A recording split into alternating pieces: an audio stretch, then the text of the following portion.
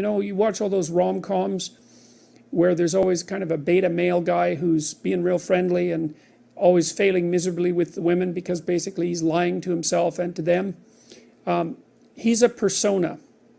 And a persona is the face that you show to the world when you're trying to pretend and to convince yourself and others that you're, I would say harmless, but we could say a good person. But a good person isn't harmless. A good person is capable of, well, maybe a good person is capable of anything, but is willing to hold that in abeyance. I read this interesting commentary a little while ago on a statement by Christ in the New Testament, and the statement generally interpreted is that the meek shall inherit the earth, but I was looking up the multiple translations of the word meek, and meek is actually derived from a Greek word, of course, because the Bible, at least some of the original forms of the Bible, were in Greek. And that word didn't exactly mean meek. It meant something like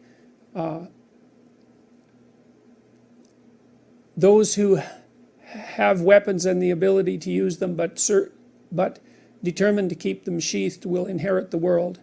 And that means that people who are capable of force, let's say, but decide not to use it, are in the proper moral position. And Nietzsche commented on that a fair bit too. You know, he thought of most morality as cowardice, not because morality itself was cowardice, but because most people who are cowards disguise their cowardice as morality, and they claim that their harmlessness, which is actually a consequence of their fear and inability to be harmful, say, or to be dangerous, is actually a sign of their moral integrity.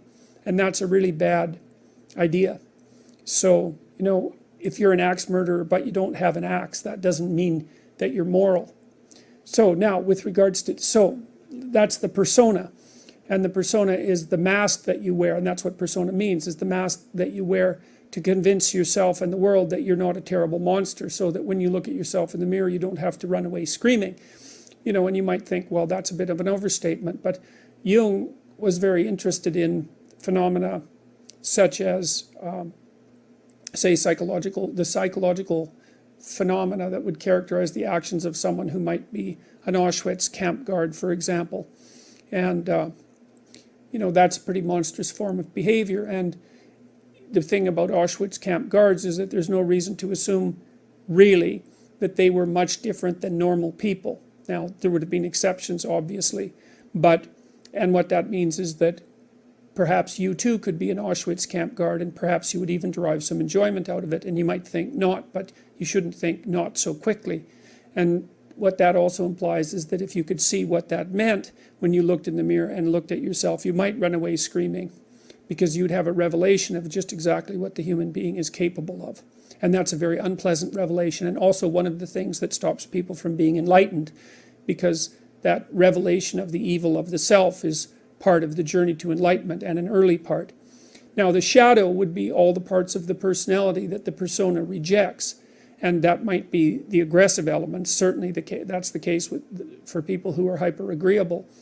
And now you can tell, I think one of the best, there's two pathways to the development of the shadow, and they're tightly allied with one another. The fundamental pathway is truth, and that's to face the bitter truth about yourself. But to break that down more particularly, you might think about that as the capacity to observe your own resentment. You're going to be resentful and bitter in many situations because you don't get what you want. And if you watch that resentment and bitterness, you'll see that it produces fantasies that can be unbelievably dark. And that can be very frightening, and you might not want to admit to yourself that you're actually capable of having fantasies like that, or impulses like that, or aggressive feelings like that. But the thing is that if those aggressive feelings and impulses and fantasies are integrated into your character, it's like you're opening up a dialogue with a part of yourself that can be very forceful and strong and dangerous. And it's really useful to be dangerous, because if you can be dangerous, you often don't have to be. And it's often weak people. For example, it's weak men, generally speaking, who rape. You know, that's a very, very common occurrence, and that's a violent act, but it's born out of weakness, not out of strength, that's for sure.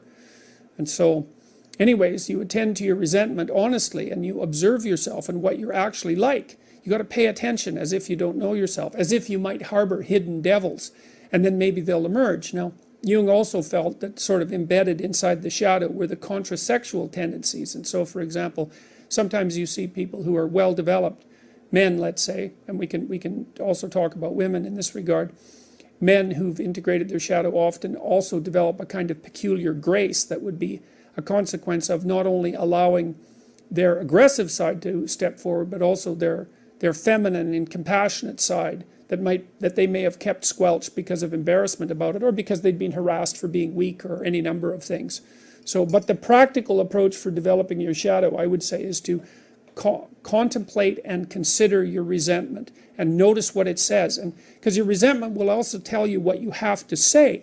You know, so look at what happened at Google this weekend. You know, James Damore wrote that memo, and you can imagine he was pretty angry and perhaps even somewhat resentful at having to attend that diversity seminar. And I'm really just using this as an example.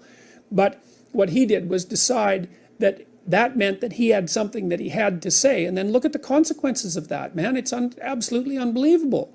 And so, you know, if you're feeling oppressed at work, or you're oppressed in your life, or you know, or you're oppressing yourself, then you got to notice that you're feeling oppressed. Then you have to notice that you're feeling resentful and angry and bitter, and maybe even like Cain in the story of Cain and Abel, because Cain is sort of the archetypal bitter man. And then you have to decide what it is that you need to do in order to remove from yourself that bitterness. And that usually means that there's something that you have to say. And then you have to say it because your soul depends on it. And not only does your soul depend on it, I would say the fate of the world depends on it. Because, you know, you might be wrong, and then you should be straightened out. Maybe you're just being whiny and you have to talk to somebody about that. But it may be that you're actually detecting something wrong, some tyranny that's directed towards you and other people, and it's like your moral obligation to speak up about it. And so many workplaces become toxic, to use a terrible cliche, because the people in them won't speak up for what they actually want, or they speak up too late, and then they're all twisted up about it, and you know, they're torturing other people because they're so unhappy, and so forth and so on. So, practical approach for developing your shadow fundamentally is radical honesty.